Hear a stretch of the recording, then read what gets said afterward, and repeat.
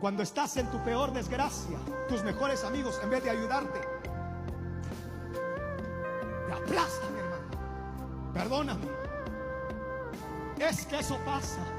Cuando llega el fracaso sobre tu vida, en vez de que tu compañero, tu amigo comerciante te ayude y te diga: aquí tienes un poco de capital, échale ganas, hombre, levántate. Merecido lo tenía. Acaban contigo, acaban con tus sueños. A veces tu propia familia se alegra de tu desgracia. Tus cuñadas, tus cuñados, a veces tus propios hermanos, tu propia sangre se alegra verte sufrir. Se alegra cuando oyen que estás vendiendo tu casa.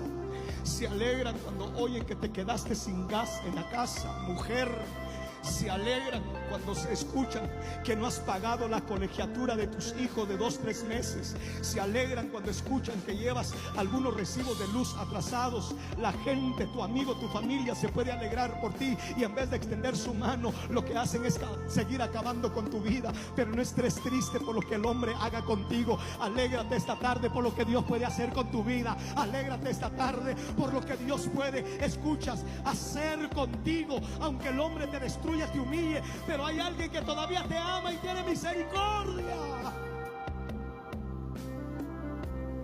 Yo no sé si hay alguien que está llorando, sufriendo ahora mismo por tanto fracaso, por tanta desilusión en su vida. No lo sé,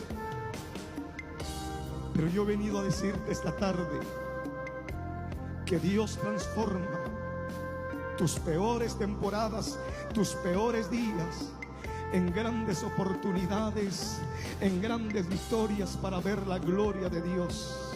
Alguien puede levantar sus manos esta tarde y creer en el Dios de Job, que aunque le cayó la maldición a Job, dice la Biblia que Dios restauró, que Dios, hermanos, le dio el doble a Job al final de la vida.